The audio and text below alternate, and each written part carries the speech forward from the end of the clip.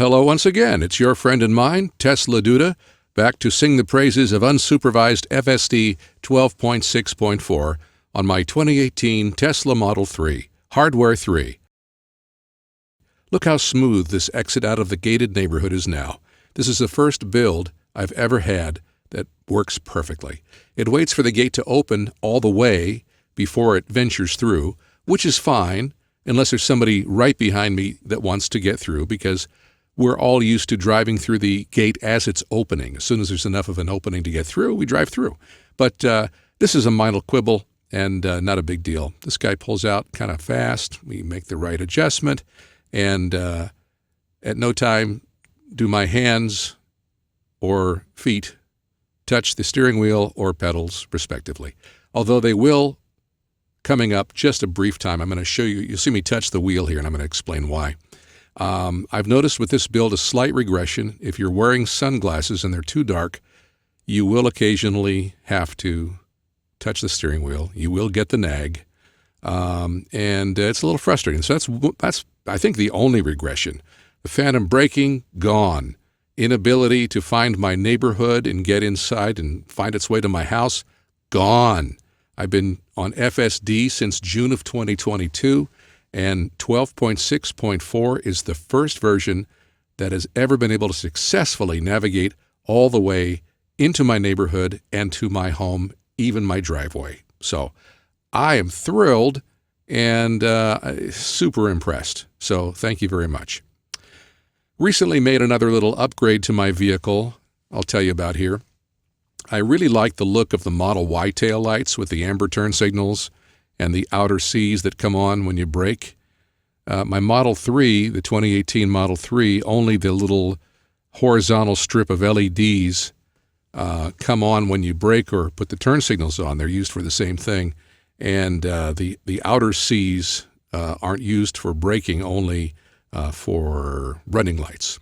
So I wanted those outer C's to come on because they're brighter, they're more visible, and I also like the turn of the amber turn signals. So I looked it up on Grok using Elon's XAI on the X platform, and I made some queries, and man, got a lot of great information, but whew, it was not an easy thing to do. So I'm going to tell you the easiest way if you want to upgrade your taillights like I did mine. But in the meantime, look at how it handles these curves.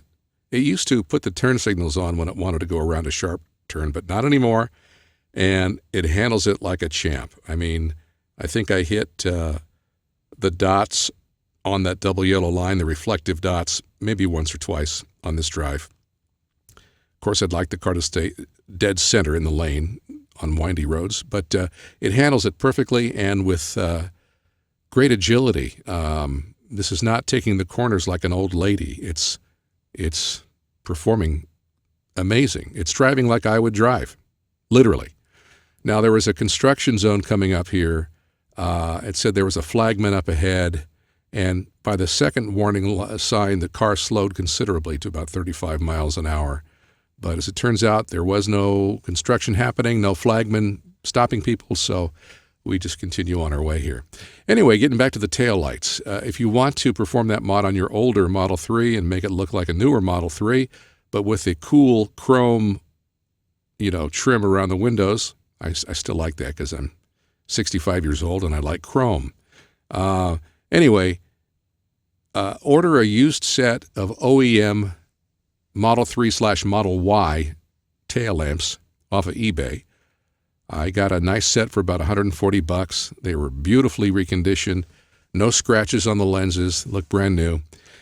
And there's one of two ways to get them to work. Now, Grok told me that, you just make an appointment with the service center, and they have to go in with Toolbox and flip a setting from NA for North American to Global, which gives you the amber turn signals. Otherwise, what happens is if you just put the lights in without doing anything, when you put the brakes on, the outer C's will light up, but so will the amber turn signals simultaneously. And at least in California, it's illegal to have anything but red as a brake light. So there's the other alternative is to purchase a set of adapters, harness adapters, from a place called Logic. I couldn't find anyone else selling these. These guys are the only game in town. $170, kind of pricey. So I made an appointment with my local Tesla service center, which is nearby, and they quoted me $80 or $82 to do the modification. And I thought, well, I'd rather spend $82, not have to fiddle around with extra wiring harnesses and all that stuff, and still save some money. So let's do that. So I went into the Tesla service center. I was invited to take a Cybertruck for a test drive, which I did and enjoyed every moment of it. And not going to buy one, though, because I don't need one, not for me, but it was great. And they came back and sadly informed me that the switch from North American to global did not do the trick. Didn't work. So, long story short, I bought the cable adapters from Logic, and they work perfectly now.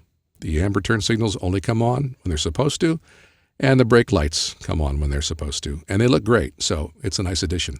I am in standard mode, by the way. There's 3 modes. There's chill, standard, and hurry, and I believe I kept it in standard the whole way, but the thing I like about that is it doesn't park in the fast lane, but it does use the fast lane, and it'll use any lane to get around a slower moving vehicle. But as you can see, there are some cars out here that are faster than me, and I'm faster than some of them, and it's very comfortable, very human. I feel like I have a very well-trained driver, at least as good as me, driving me where I'm going, while I'm sitting with my legs, doing nothing and my hands on my lap, and listening to music, which is why I'm recording the narration later. So anyhow, we've learned about my taillight upgrade. Let's see what else is there to talk about here. Well, anyway, 12.6.4 is the last update we've received in a while, but again, life-altering for me. The FSD could never, ever get into my neighborhood before, for reasons I really don't understand. I went to the service center, showed them, and it was making some really weird, strange mapping decisions. Anyway, I couldn't figure it out. So I finally called Tesla service. I spoke to customer service, actually got a real human being on the phone. And I explained to him what the problem was and sent him a photo, an aerial photo depicting how the car should enter my neighborhood and what it was actually wanting to do via FSD, which was crazy. I won't even go into detail. And he said it was a mapping issue, and he suggested that I go to OpenStreetMaps and check it out, make sure there's nothing that needs to be fiddled with. And I've done that before over the years. I've tried everything to fix this issue on my own, and I just couldn't.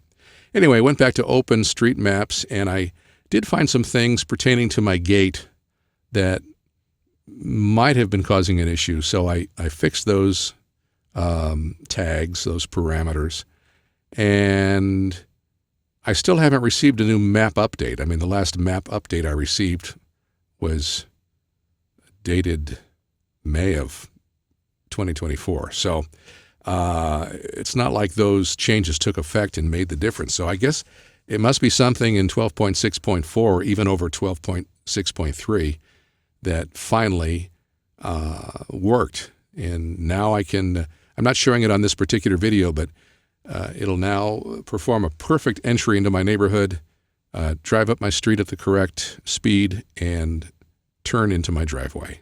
Just absolutely such a relief, after 3 years of frustration. So anyway, I don't know if Tesla was able to do something remotely, but I am most grateful that it's all working now. Anyhow, we're on the freeway here, and again, just speechless with how good it is. I guess Elon says we're going to need a hardware upgrade to reach the level of hardware 4 capabilities. But again, this is the lowly, forgotten Maytag repairman hardware 3 version of the architecture, and it's doing just fine.